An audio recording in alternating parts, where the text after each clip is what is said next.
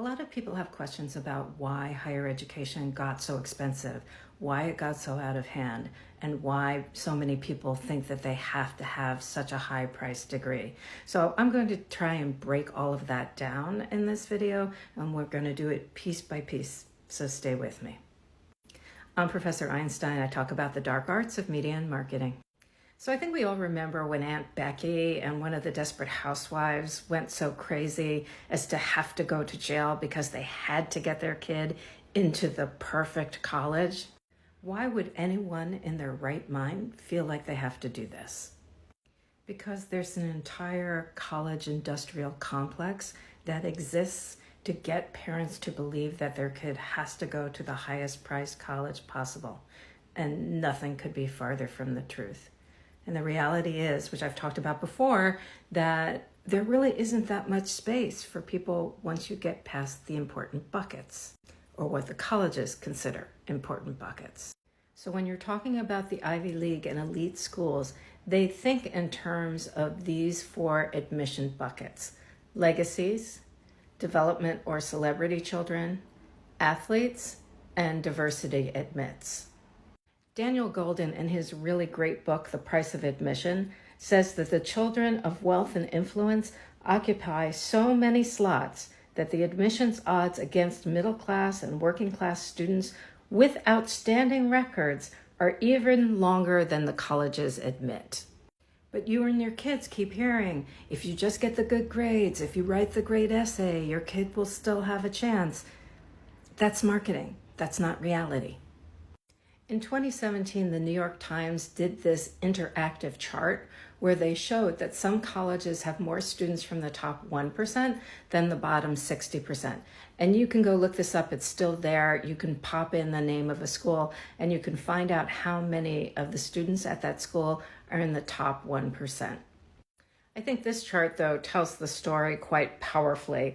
And what it shows you is that the 0.1% of wealthy people have their kids in the Ivy League, in elite schools, in highly selective schools, and then the lighter orange is selective schools. And then the further you get down on the economic scale, the fewer and fewer kids get into those elite schools. And by and large, they're in the orange schools, which are selective schools.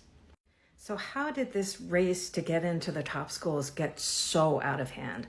How did we get here? The first thing to know is that up until the 1940s, college was considered a luxury item.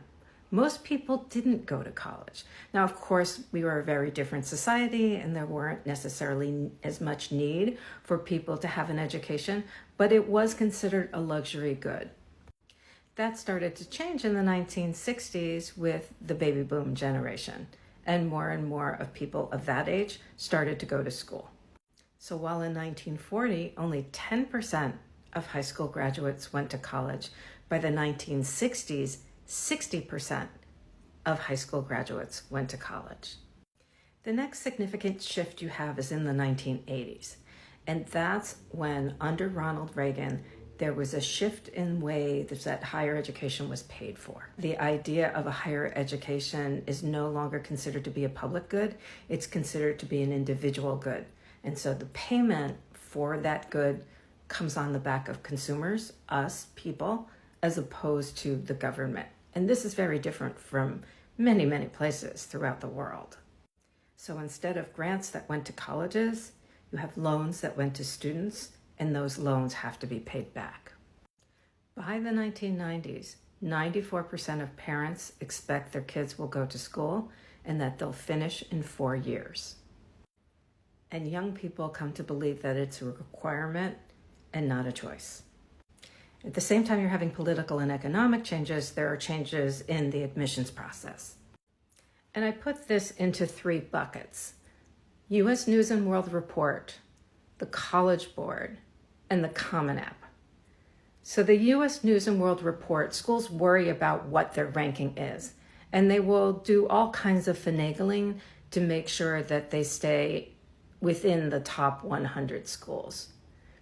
The second thing is the College Board. The College Board is responsible for the SAT, the APs, and Big Future. It's called a nonprofit, but it is nonprofit in name only. It is a company that makes about $100 million in profit annually. The last part of this is the Common App. And in the Common App, and I've talked about this before, students will apply for 13 to 15 schools. They can apply to as much as 20 schools versus in the olden days when people used to apply for 3 to 5 schools. So then it becomes hard for colleges to determine what their yield will be. The other thing that changed is the marketing of higher education. So this has only changed over the last decade in terms of bringing on professional marketers. Most are about 3 to 5 years behind other categories in terms of their marketing capabilities. But if you look at the numbers in this chart, what you'll see is for a private institution, it costs over $2,000 per student in marketing to get that child onto campus. Key to this is the emails, which will be numerous, and depending upon what the score of a student's SAT is, will determine how many emails they get. The SAT sells the names and addresses and emails addresses of the students who have taken the SAT. That's how they make a lot of their money. It also has to do with whether or not a student will go on campus. It's called demonstrated interest, and a student has to do everything they can to demonstrate to the school that they care. And that can be anything from how fast they open an email to whether or not they go to campus to whether or not they spend time on a Facebook Live learning about financial aid for the school. And all of that gets put into a scoring system like you see here. So numbers are given in terms of whether or not a student opened an email, how quickly they opened an email, did they meet with someone in the admissions office, and so on. All of this to say is there's a whole system in place that exists to make kids work really, really hard to get into college. And yes, sure, there should be a certain amount of effort, but kids shouldn't be required to give up their high school in order to be able to get a good college education.